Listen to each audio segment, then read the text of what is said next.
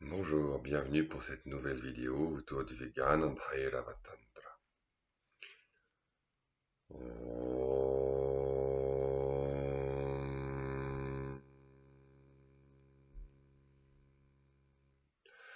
Anastamita bharupaste jasam tamasam api ya ekontar yadantascha tejan sichataman sicha sa eva sarva bhutanam swabhavaha parameshvaraha.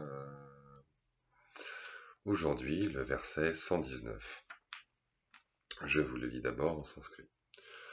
Om Bhaftushu Smaryamhaneshu Drishte Deshe Manasjajeta Swashariram Niradharam Kritva Prasarati Prabhu. Quand on se souvient des choses à la vue d'un lieu, que l'attention lâche prise, sous-entendu par rapport à tout cela.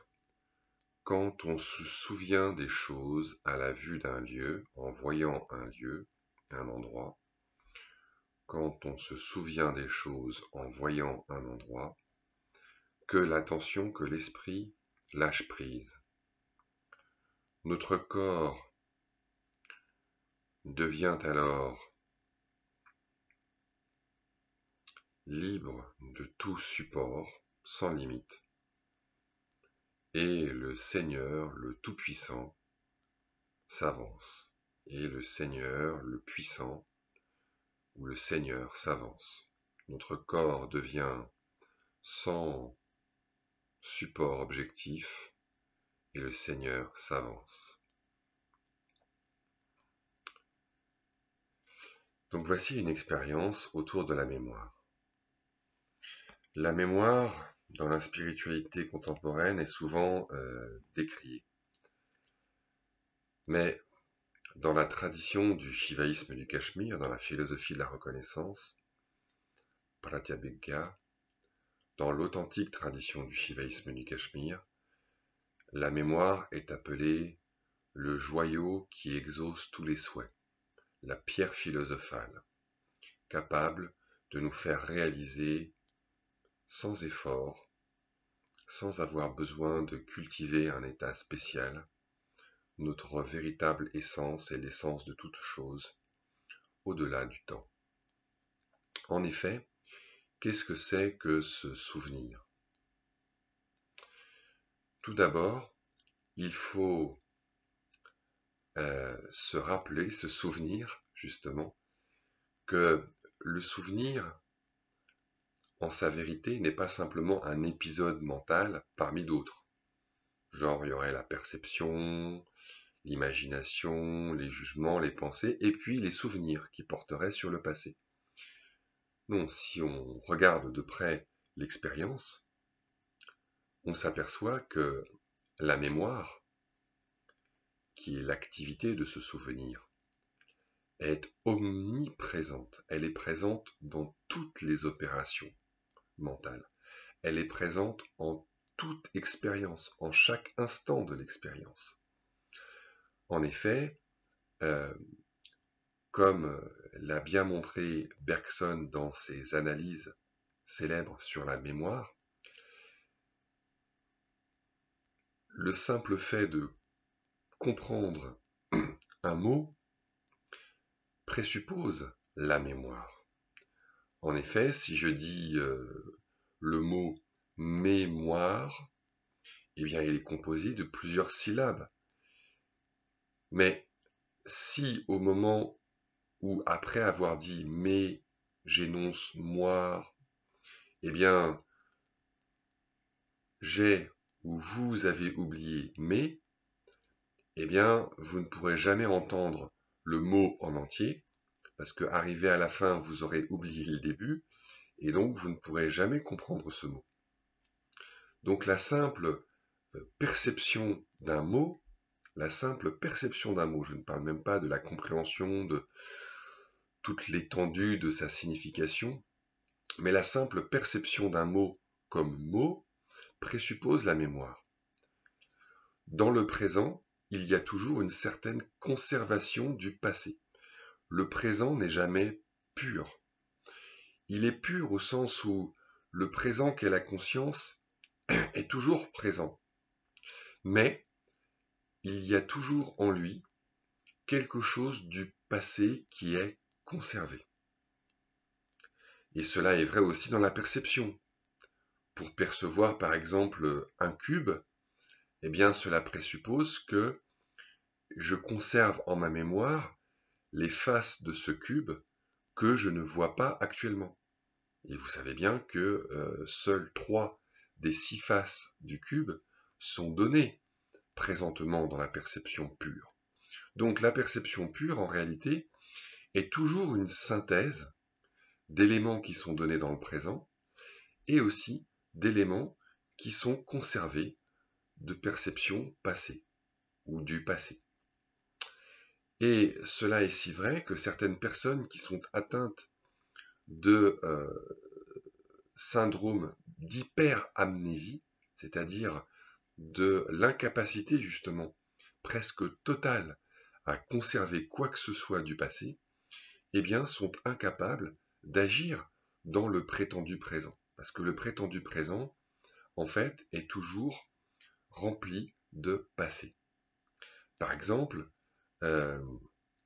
si ils regardent, quand on leur présente un plateau à l'hôpital, un plateau avec une assiette, s'ils regardent à gauche, ils oublient qu'il y a une moitié droite de l'assiette.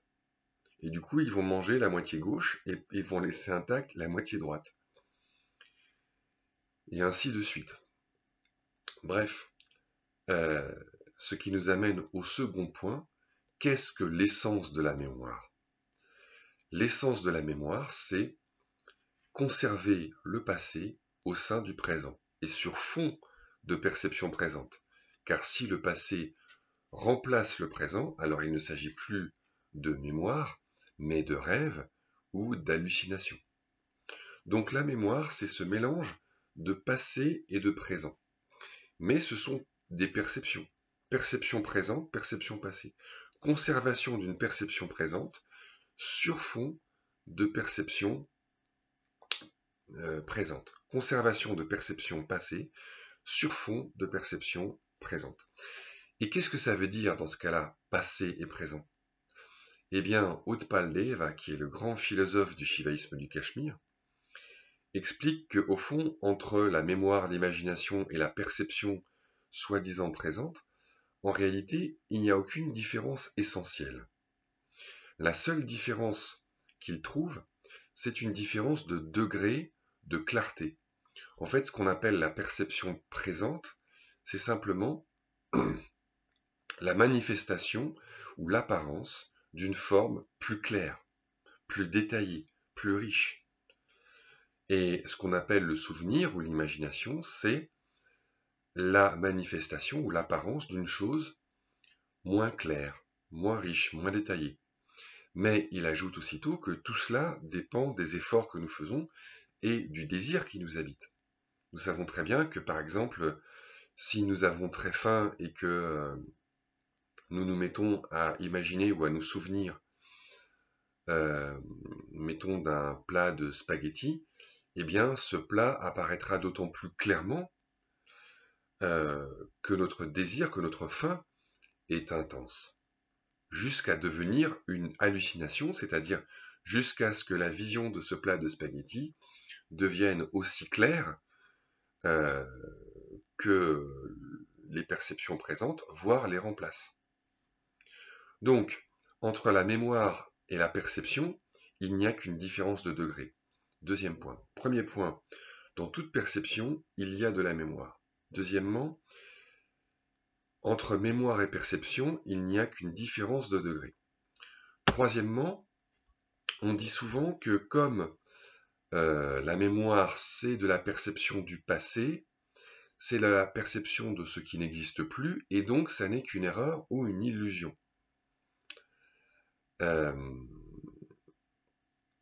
Mais le shivaïsme du Cachemire réfute cette thèse, qui est une thèse bouddhiste, et qui n'est pas celle du shivaïsme du Cachemire.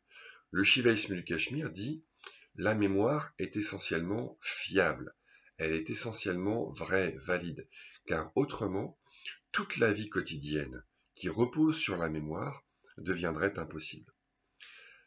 La mémoire marche, évidemment, il y a parfois des erreurs, une recomposition du passé, une part de subjectivité, bien évidemment. Mais la mémoire est néanmoins efficace. La preuve en est, c'est que, à chaque instant, nous reposons sur son efficience, sur son efficacité, pour accomplir nos tâches dans la vie quotidienne. Sans cela, la vie quotidienne ressemblerait à un rêve ou à une hallucination, ce qui arrive parfois, mais ce qui est loin d'être toujours le cas. Ce qui nous amène au quatrième point à propos de la mémoire, qui est que la mémoire ne peut pas s'expliquer simplement par les traces mémorielles. Vous savez, à chaque fois que nous percevons quelque chose, à chaque fois qu'il y a une opération mentale, que nous faisons un acte, eh bien, cela laisse une trace dans l'esprit, dans le psychisme. C'est un petit peu, selon la philosophie indienne, c'est un petit peu comme une branche d'arbre. Quand je prends la branche et que je la plie, que je change sa forme, et qu'ensuite je la lâche, eh bien, la branche d'arbre revient dans sa position initiale. Il y a ce qu'on appellerait aujourd'hui une mémoire de forme. Eh bien, il en va de même pour les opérations mentales. Elles laissent des traces, elles inscrivent des habitudes graduellement dans ce qu'on appelle le psychisme, qu'on peut aussi appeler le subconscient. Mais cela ne suffit pas à expliquer la mémoire. Selon les bouddhistes, cela suffit à expliquer la mémoire. Et cela permet de se passer de l'hypothèse d'un soi, c'est-à-dire d'un sujet, d'une conscience continuellement présente, permanente. Mais, selon le shivaïsme du Cachemire, cette théorie, cette explication est erronée. Pourquoi? Parce que quand je vois par exemple, quand je sens l'odeur de la madeleine, et que cela me rappelle, mettons, un souvenir de mon enfance. Ou prenons un exemple plus simple. Je vois maintenant le café sur la table et cela me rappelle le croissant que j'ai mangé ce matin. Donc ça, c'est un cas de souvenir spécial qu'on appelle la reconnaissance, précisément. Donc la vision présente du café éveille une trace résiduelle, celle du croissant. Mais la perception du café présente est incapable de percevoir la perception du croissant de ce matin. Elle est incapable de savoir que ce croissant, ce matin, je l'avais mangé en même temps que le café présent. En effet, ces traces résiduelles en elles-mêmes sont des objets de la conscience. N'étant pas conscience elles-mêmes, ces traces résiduelles, ces traces mémorielles, sont incapables de prendre conscience de quoi que ce soit. Elles ne sont pas conscientes. Elles sont des objets. Elles sont des objets perçus. Donc, elles sont incapables de se percevoir mutuellement. Ça n'est pas la perception présente du café qui est capable de percevoir la perception, l'expérience du croissant que j'ai fait ce matin. Et de se mettre ainsi en relation mutuelle de perception et de dire « Ah, ce café me rappelle le croissant que j'ai mangé ce matin. » Vous voyez? Et s'il n'y avait donc que des traces résiduelles pour expliquer la mémoire, eh bien, ce qui se passerait, c'est que au moment de boire maintenant mon café, j'aurais peut-être l'image qui surgirait d'un croissant, mais je n'aurais aucune compréhension que ce croissant, c'est celui que j'ai mangé ce matin. Je n'aurai aucune expérience d'avoir fait cette expérience ce matin. Je n'aurai aucune conscience, aucune compréhension que cette image du croissant qui survient maintenant dans mon expérience présente, c'est l'image d'un croissant dont j'ai fait l'expérience ce matin. Je n'aurai autrement dit pas de conscience des souvenirs comme étant des souvenirs, ce qui est embêtant. Donc il n'y aurait aucune mémoire au fond. Donc cette théorie des traces résiduelles est incapable à elle seule d'expliquer la mémoire. Et donc il faut admettre que en plus des traces résiduelles et des perceptions présentes, il existe une activité de synthèse de ces différentes perceptions et souvenirs, qui est capable de les relier et de dire, du coup, ah, voilà, cette image qui surgit maintenant dans ma conscience, c'est l'image d'une expérience que j'ai faite ce matin, qui est semblable ou pas à ce que j'expérimente maintenant, qui est lié ou pas à ce dont je fais l'expérience maintenant. Sans cette opération de synthèse, il n'y a pas de mémoire possible. Or, sans mémoire, il n'y a aucune vie quotidienne possible. Donc, si l'on suivait l'explication des bouddhistes, on ne pourrait rien expliquer, il n'y aurait aucune expérience quotidienne. Tout serait interrompu. Il n'y aurait qu'une pure conscience du présent, en fait une pure stupidité, hein, comme les vaches qui regardent passer les trains, et donc, n'ayant ni ayant lieu jamais aucune synthèse, il n'y aurait rien du tout, il ne se passerait rien. Il y aurait peut-être une expérience pure, une expérience du présent pur, mais comme nous serions totalement privés de la capacité de conserver quoi que ce soit du passé dans le présent, nous ne pourrions jamais effectuer aucune synthèse, aucun jugement, donc il n'y aurait aucun souvenir, il n'y aurait jamais aucune reconnaissance, donc nous serions comme si nous étions parfaitement inconscients, parfaitement abrutis. Mais ça n'est pas le cas. Et donc, il faut expliquer l'expérience autrement. Donc, il faut admettre qu'il y a cette activité de synthèse du passé et du présent qui transcende à la fois le passé et le présent, qui est quelque chose de plus que les traces résiduelles du passé et les perceptions du présent, et cette activité de synthèse qui est quelque chose de plus que les contenus passés et présents de mon expérience, c'est cela la conscience, c'est cela le soi. Et donc, se souvenir, c'est faire l'expérience que l'on est quelque chose de plus que le passé et le présent, qu'on est quelque chose de plus que l'impermanence, que le changement, que l'évanescence des choses, que l'on est quelque chose de plus que le flot, que le flux des pensées, que le flot des souvenirs. Autrement dit, la mémoire, c'est la preuve éclatante que nous sommes quelque chose de plus que le temps, que nous transcendons le temps, que nous sommes quelque chose qui dure au-delà du temps, au-delà du changement, au-delà de l'évanescence des choses, instant après instant. C'est cela la mémoire, c'est cela aussi la reconnaissance.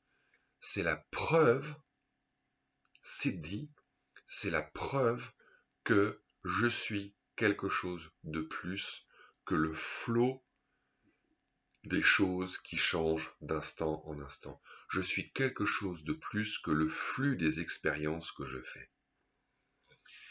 Donc, c'est pour moi l'occasion, le moyen de réaliser, c'est dit aussi, c'est le moyen de réaliser que je transcende le changement, que je suis libre par rapport au changement, et qu'en plus je suis libre d'agencer les choses, de les synthétiser, de les séparer, de les recombiner, parce qu'en plus de la mémoire, il y a aussi l'imagination et le rêve.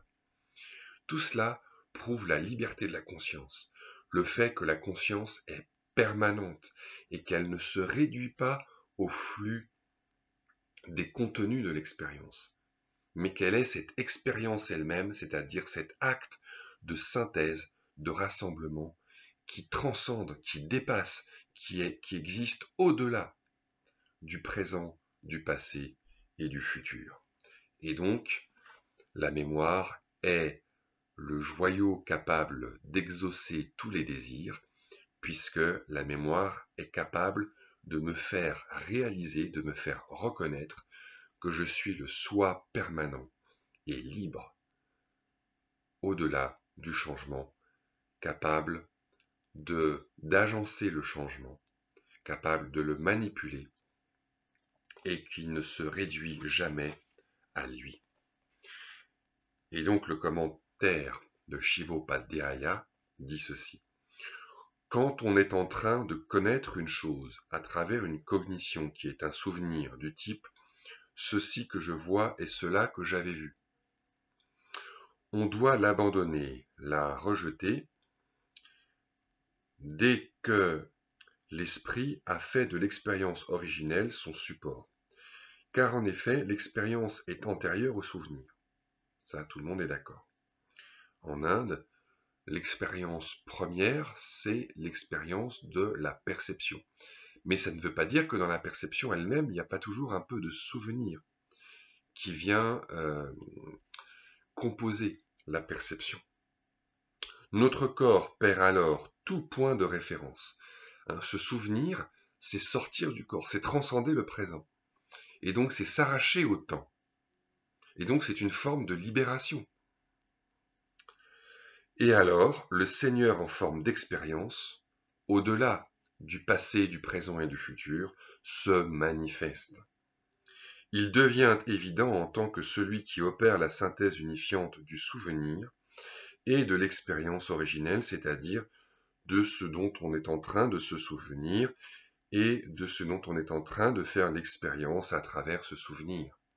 Donc ce souvenir, c'est faire aussi l'expérience de soi comme étant quelque chose de plus, comme étant au-delà de tous les contenus possibles de l'expérience, qu'ils soient passés, présents ou à venir.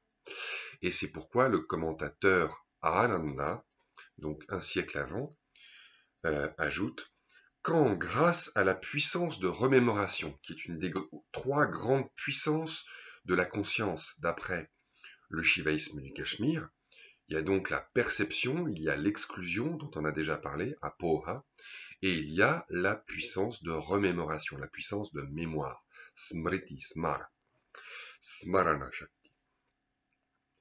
Quand, grâce donc à la puissance de remémoration, on voit un lieu manifesté par la puissance d'expérience présente, qui a son fondement dans le soi, l'esprit doit le quitter, ce lieu, et se recueillir en soi, revenir à soi.